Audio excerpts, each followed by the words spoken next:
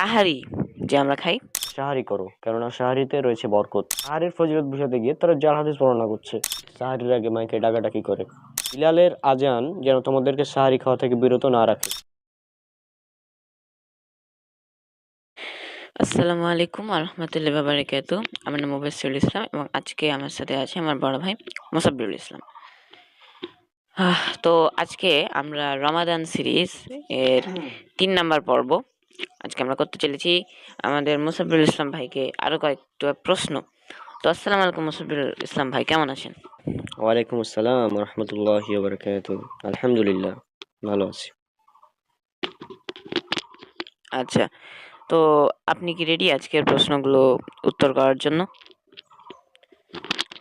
জি ইনশাল্লাহ, চেষ্টা করব, দেখা যাক কতদূর পারি। আচ্ছা, তো আমরা আজকের সর্বপ্রথম প্রশ্ন করতেছি, সেটা হচ্ছে যে সাহারি যে আমরা খাই ভোর রাত্রে, তো ওটা সম্পর্কে কিছু বলেন। সাহারি সম্পর্কে যদি বলতে হয়, তো সাহারি খাওয়া এটা সুন্নাত, ফরজ না। অনেকে মনে করে সাহারি না খেলে রোজা হবে না। সাহারি খাওয়াটা ফরজ না, সাহারি খাওয়াটা হচ্ছে সুন্নাত। রাসূলুল্লাহ সাল্লাল্লাহু আলাইহি সাল্লাম তিনি বলেছেন, এটা উল্লেখ করা আছে সহিহ বুখারীতে, হাদিস নাম্বার 1923, কিতাবুস সাওম এসেছে। তিনি বলছেন যে তোমরা সাহারি করো, কেননা সাহারিতে রয়েছে বরকত। তারপর আর একটি হাদিস, এটা উল্লেখ করা আছে সহিহ মুসলিম, হাদিস নাম্বার 1096, যেটা হাদিস একাডেমি নাম্বার 2440-এ পাওয়া যাবে। সেখানে বলা হচ্ছে যে আমাদের এবং কিতাবীদের, অর্থাৎ আহলে কিতাব মানে ইহুদি এবং খ্রিস্টানদের, ইহুদিদের সিয়ামের মধ্যে পার্থক্য হচ্ছে সাহারি খাওয়া। অর্থাৎ তারা সাহারি খায় না, আমরা সাহারি খাই। তো এটা ছিল সাহারি খাওয়ার গুরুত্ব। আর সাহারি খাওয়ার গুরুত্ব বুঝাতে গিয়ে অনেক জাল হাদিস অনেকে প্রচার করে থাকে। কোনো কোনো আলেম তারা তাদের জাল হাদিসের বিভিন্ন বইয়ে, মানে তাদের বিভিন্ন বইয়ে বিভিন্ন জাল হাদিস নিয়ে এসেছেন। অনেকে বলে যে সাহারি না খাওয়াটা ইহুদি খ্রিস্টানদের মানে ন্যায় আচরণ হয়ে যায়। যারা সাহারি খায় না তাদের আচরণ ইহুদি খ্রিস্টানদের ন্যায় হয়ে যায়। এটা একটি জাল হাদিস। তারপর আরো একটি জাল হাদিস আছে, সেখানে বলা হচ্ছে যে আল্লাহ সুবহানাহু ওয়া তাআলা সাহারির প্রতিটি লোকমায় সওয়াব রেখেছেন। এটিও একটি জাল হাদিস। এছাড়াও আরো এরকম বেশ কিছু জাল হাদিস রয়েছে এই বিষয়ে। অর্থাৎ সাহারির ফজিলত বুঝাতে গিয়ে তারা জাল হাদিস বর্ণনা করছে। তো কি প্রয়োজন? যেখানে সহিহ হাদিস বলছে তোমরা সাহারি খাও, সাহারিতে রয়েছে বরকত, এতটুকু যথেষ্ট আমাদের জন্য। কারণ আমরা রাসূল সাল্লাল্লাহু আলাইহি সাল্লামের উম্মত, আমরা তাকে ভালোবাসি, আমরা সহিহ হাদিস পেলেই সেটা মেনে চলবো ইনশাল্লাহ। তো আশা করছি সাহারি সম্পর্কে উত্তরটা পেয়েছো।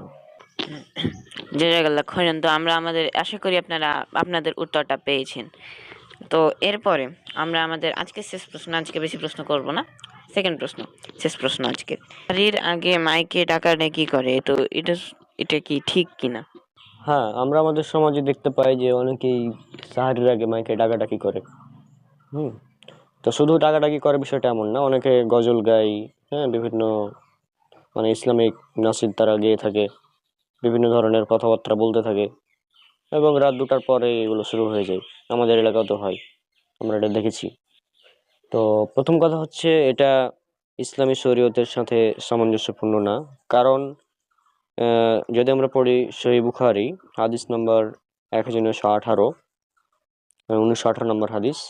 এছাড়া আরো অনেকগুলো হাদিস হচ্ছে, আজান মধ্যেও পাওয়া যাবে কিছু কিছু হাদিস। তো সেটা হচ্ছে যে বিলাল রাদিয়াল্লাহু আনহু তিনি সাহারির সময় একটা আজান দিতেন, মানে সাহারির আগে একটা আজান দিতেন। আর সাহারির পরে মানে যখন ফজর রক্ত হতো তখন আরেকজন সাহাবী তিনি আজান দিতেন, অর্থাৎ দুইজন সাহাবী আজান দিতেন। তখন রাসূল সাল্লাল্লাহু আলাইহি সাল্লাম বলতেন যে বিলালের আজান যেন তোমাদেরকে সাহারি খাওয়া থেকে বিরত না রাখে। হুম যতক্ষণ না ফজর হয়, মানে ফজরের রক্তের আগ পর্যন্ত তোমরা সাহারি খেতে পারো। এরকম একটা হাদিস আমরা দেখতে পাই সহিহ বুখারীতে, উল্লেখ করা আছে 1918 নম্বর হাদিস। তো আমরা এই হাদিস থেকে বুঝতে পারি যে সাহারের আগে আজান দিতে হবে, এটা হচ্ছে সুন্নাহ, সাহারের আগে আজান দেওয়া। এবং আমরা যদি আমাদের আহলে হাদিস যে সমস্ত এলাকা আছে সেখানে এখন এই সুন্নাহটা পালন করা হয়ে থাকে।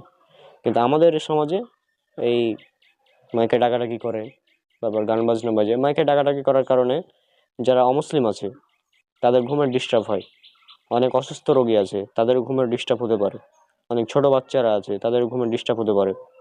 তো এটা হচ্ছে একটি অসামাজিক কার্যক্রম এবং এটি একটি বিদআত বলা যায়। কারণ এই ধরনের মাইকে উল্টাপাল্টা ডাকাডাকি করার সিস্টেম কিন্তু চালু ছিল না আগে, এটা নব্য আবিষ্কৃত বিষয়। সুতরাং এটা বিদআত হতে পারে। আর এটা তো স্পষ্ট, মানে আমিলা আমালান লাইসা আলাইহি আমরুনা ফাহুয়া রাদ্দুন, কেউ যদি এমন কোন আমল করে যে আমাদের দিনের মধ্যে নাই তা বিদাত। সুতরাং এটা আমরা বিদাত বলতে পারি। তো আশা করছি অ্যান্সারটা পেয়েছো। জাযাকাল্লাহ খাইরান। তো আজকের এপিসোড আমরা এখানেই শেষ করছি, আজকে বেশি বড় করব না। তো আসসালামু আলাইকুম ওয়া রাহমাতুল্লাহি ওয়া বারাকাতুহু।